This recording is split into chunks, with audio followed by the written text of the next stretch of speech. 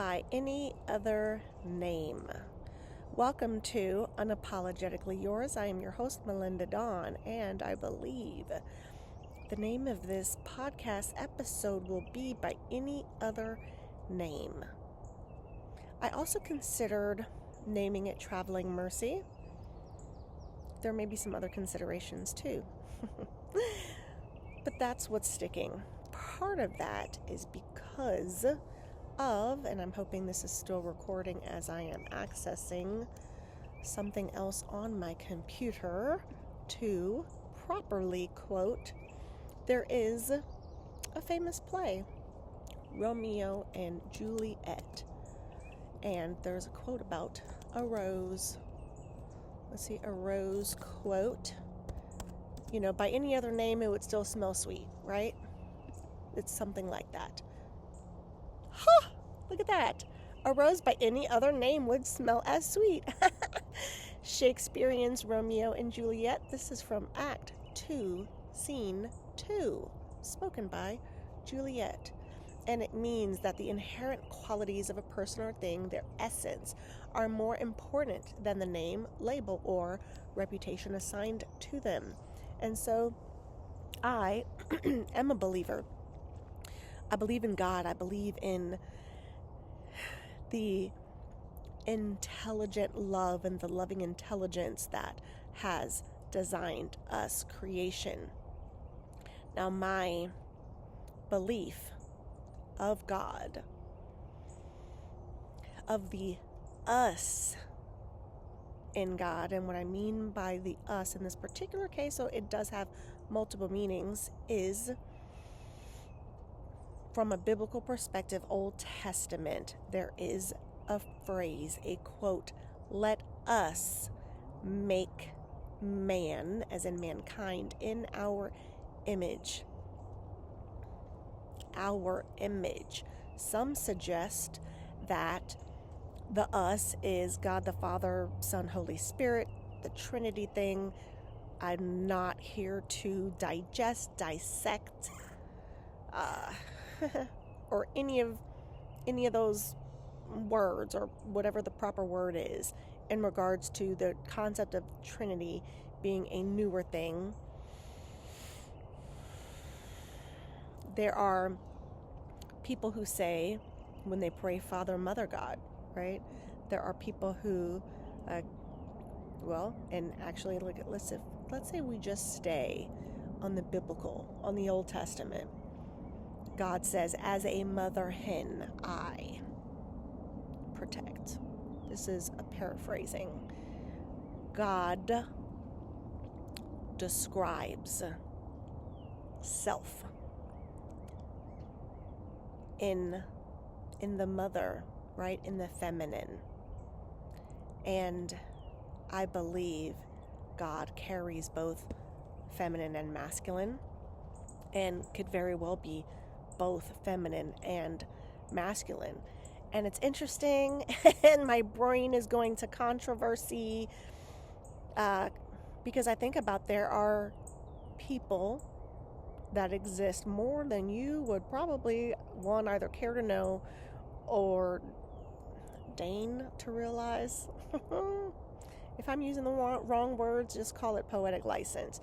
There are many people, individuals born with both male and female parts, outside, inside. This is not a debate about that. Are they also made in the image of God, if you believe in the Old Testament? Interesting. Again, that's not what this is about. Far from it. My mind just does all of the things simultaneously. So, by any other name, God specifically. Some call God Jehovah, Yahweh, Adonai, right? There are many names of God. The great I am that I am. But also, some people ascribe to God or to an infinite being the word universe, the word spirit. Ask the universe. I remember this concept I believe, first came to me through a movie called The Secret. At the time when I watched it, I was a Christian, and there were a lot of people who called themselves Christians. And I say that specifically because the New Testament, Jesus speaks, not everyone who says, Lord, Lord, are my disciples, right? Not everyone who calls themselves a Christian is a Christian. Also, not my attempt to dive into that or dissect that or break it down or whatever, right? All the words. The point is, there were some Christians who had a hard time with that movie because of the people presenting themselves as, who didn't say God. They were so offended on God's behalf. But a name God by any other name still is going to smell sweet, be love. The Old Testament also says God's arms are not too short, maybe too short to fight. God can defend God's self. I keep, dang it, my husband just walked out and he has bare arms and he's in a vest, just a vest. So he looks like a sexy biker. Nice flexing. Anyway, by any other name, right? I hope you're following me. So, I wanted to share something pretty spectacular about God, about how awesome God is, about how faithful God is, about how God answers prayer. And this is it. I'm in a prayer group, and last night there was a prayer for traveling mercy. This morning, I also prayed. I prayed for that same individual who last night prayed for traveling mercy.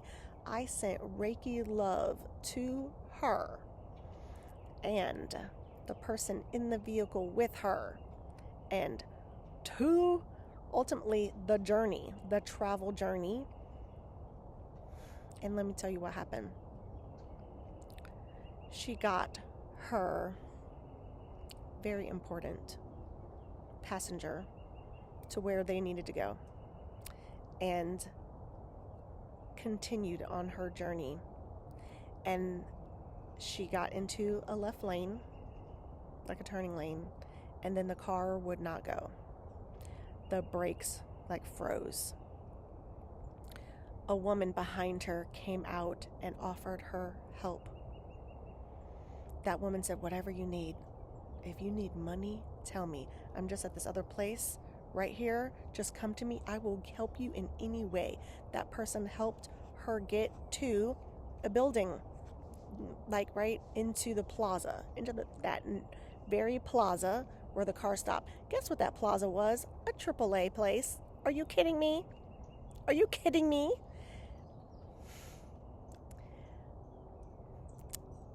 Guess what the woman's name was? Mercy. We prayed for traveling mercy, and in her travel, mercy was shown where she did not get into a wreck. Everyone is physically safe and alive, and a woman named Mercy came to her rescue, and mercy, in love, offered support and care. And I mean, can't make it up. God is so good all the time, and all the time she is good. And I have got to go. So, what if me being unapologetically me is exactly what sets someone else free? What I know is that I show up and I give with my whole heart so others can show up as their true selves, love without limits, and that's what I'm here to do with you. So thank you so much, and I'll see you soon. And close.